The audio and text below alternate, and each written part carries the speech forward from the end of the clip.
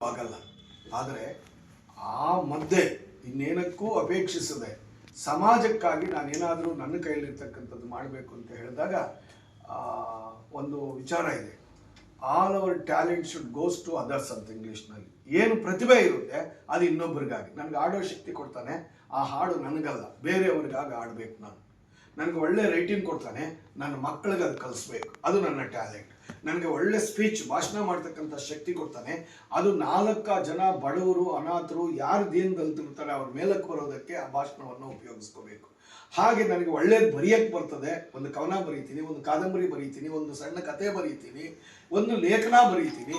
ನಾನೇನು ಮಾಡಬೇಕು, ಅದನ್ನು ನಾನು ಇನ್ನೊಬ್ಬರ ಏಳಿಗೆಗಾಗಿ ಮತ್ತು ಸಮಾಜದಲ್ಲಿ ನೊಂದ ಬೆಂದ ವ್ಯಕ್ತಿಗಳಿಗಾಗಿ, ಯಾರು ಡಿಸರ್ವ್ ಇರ್ತಾರೆ, ಅರ್ಹ ವ್ಯಕ್ತಿಗಳಿರ್ತಾರೆ, ಅವ್ರ ಮೇಲಕ್ಕೆ ಬರೋದಕ್ಕಾಗಿ, ಪ್ರೇರಣೆ ಕೊಡೋದಕ್ಕಾಗಿ ಆ ಟ್ಯಾಲೆಂಟನ್ನು ಉಪಯೋಗಿಸ್ಬೇಕು. ಈ ನಿಟ್ಟಿನಲ್ಲಿ all our talent should goes to others ಅಂತ. ಅಂದರೆ ನಮ್ಗೆ ಏನು ಪ್ರತಿಭೆ ಇರುತ್ತೆ ಆ ಪ್ರತಿಭೆ ಪಲಾಯನ ಮಾಡೋಕ್ಕಲ್ಲ, ಆ ಪ್ರತಿಭೆ ಸ್ವಂತಕ್ಕಲ್ಲ, ಆ ಪ್ರತಿಭೆ ಸ್ವಂತ ಲಾಭಕ್ಕಲ್ಲ, ಪ್ರಚಾರಕ್ಕಲ್ಲ, ಕೀರ್ತಿಗಲ್ಲ ಅಥವಾ ಪ್ರಶಸ್ತಿಗಳಿಗಲ್ಲ. ನನಗೇನು ಪ್ರತಿಭೆ ಇರುತ್ತೆ ಆ ಪ್ರತಿಭೆ ಸಮಾಜದ ಏಳಿಗೆಗಾಗಿ ಮತ್ತು ಯಾರು ಹಿಂದೆ ಇರ್ತಾರೆ, ಅಜ್ಞಾನಿಗಳಿರ್ಬೋದು, ಅನಕ್ಷರಸ್ಥರಾಗಿರ್ಬೋದು, ಅವರನ್ನು ಎಚ್ಚರಿಸೋದಕ್ಕೆ ನನ್ನಲ್ಲಿರ್ತಕ್ಕಂಥ ಪ್ರತಿಭೆಯನ್ನು ನಾವು ಕಳಿಸ್ಬೇಕು. ಆ ನಿಟ್ಟಿನಲ್ಲಿ ನಾಗರಾಜು ತನಗಿರ್ತಕ್ಕಂಥ ಪ್ರತಿಭೆಯನ್ನು ತನ್ನ ಕ್ಷೇತ್ರವಾದ ಸಾಹಿತ್ಯ ಕ್ಷೇತ್ರಕ್ಕೆ ಮತ್ತು ಸಮಾಜದ ಸುಧಾರಣೆ ಕೆಲಸಕ್ಕೆ ಮತ್ತು ಪತ್ರಿಕಾ ವಿಚಾರದಲ್ಲಿ ಕೆಲವರ ಗಮನವನ್ನು ಅದರಲ್ಲಿ ಸೆಳೆಯೋದಕ್ಕೆ ಸಂಬಂಧಪಟ್ಟವರನ್ನು ಉಳಿಸ್ಕೊಂಡು ಬಂದಿದ್ದಾನೆ. ಇದು ಆತನ ವೈಶಿಷ್ಟ್ಯ.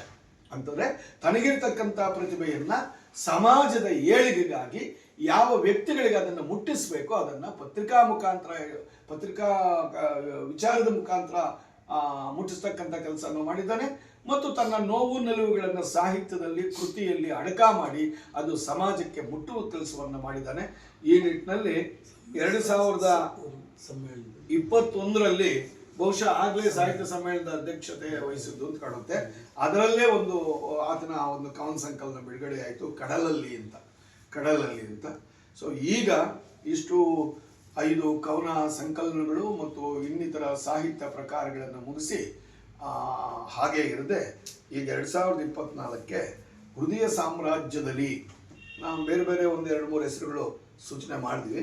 ಆದರೆ ಅವರ ಹೃದಯದಲ್ಲಿ ಇದು ನಿಂತ್ಕೊಂಡು ಬಿಟ್ಟಿತ್ತು. ಅವರ ಹೃದಯ ಸಾಮ್ರಾಜ್ಯದಲ್ಲಿ ಈ ಹೆಸರೇ ಅಂತ ನಿಂತ್ಕೊಂಡು ಬಿಟ್ಟಿತ್ತು. ಯಾಕೆಂತಂದರೆ ಅದರಲ್ಲಿ ಪ್ರೇಮ ಕವನಗಳಿವೆ, ನಗೆ ಹನಿಗಳಿವೆ, ಮಕ್ಕಳಿಗೆ ನೀತಿ ವಿಚಾರ ಹೇಳ್ತಕ್ಕಂಥ ವಿಚಾರ ಇದೆ, ಮತ್ತು ಗಂಡ ಹೆಂಡತಿಯ ಸಂಬಂಧ ಹೇಗೆ ಮಧುರವಾಗಿರಬೇಕು ಅಂತಕ್ಕಂತಹ ಕುಟುಂಬದ ಸಾಮರಸ್ಯ ಇದೆ. ಅದರ ಜೊತೆಗೆ ಮುಖ್ಯವಾಗಿ ಸಮಾಜದ ಅಂಕುಡೊಂಕುಗಳನ್ನು ನಾವು ಪ್ರಗತಿಪರವಾಗಿ ಆಲೋಚನೆ ಮಾಡ್ತಕ್ಕಂಥದ್ದು ಯಾವ ನಿಟ್ಟಿನಲ್ಲಿ ನೋಡಬೇಕು ಅಂತಕ್ಕಂತಹ ಒಂದು ವಿಶಿಷ್ಟವಾದ ಅವಲೋಕನ ದೃಷ್ಟಿ ಇದೆ. ಸೊ ಇಷ್ಟೂ ವಿಚಾರಗಳನ್ನು ಸೇರಿಸ್ಕೊಂಡು ಅವರ ಹೃದಯದಲ್ಲಿ ನಾನಾ ಭಾವನೆಗಳನ್ನು ಇಟ್ಕೊಂಡು ಆ ಗ್ರಂಥವನ್ನು ಎಲ್ಲ ತನ್ನ ನೋವು ನಲಿವುಗಳ ಮಧ್ಯೆ ಅದನ್ನು ಮಾಡಿ ಮುಗಿಸಿ ಈಗ ಅಚ್ಚನಲ್ಲಿದೆ. ತಮಗೆಲ್ರಿಗೂ 7ನೇ ತಾರೀಕು ಸಿಗುತ್ತೆ. ಸೊ ಅವತ್ತು ಒಂದು ಸರಳ ಸಮಾರಂಭವನ್ನು ಬಾಲಕಿಯರ ಪದವಿ ಪೂರ್ವ ಕಾಲೇಜ್ ಶ್ರೀನಿವಾಸಪುರದಲ್ಲಿ ಇಟ್ಕೊಂಡಿದ್ದಾರೆ. ಅದಕ್ಕೆ ಸಾಕಷ್ಟು ಮಹನೀಯರು ಬರಲಿದ್ದಾರೆ. ಮುಖ್ಯವಾಗಿ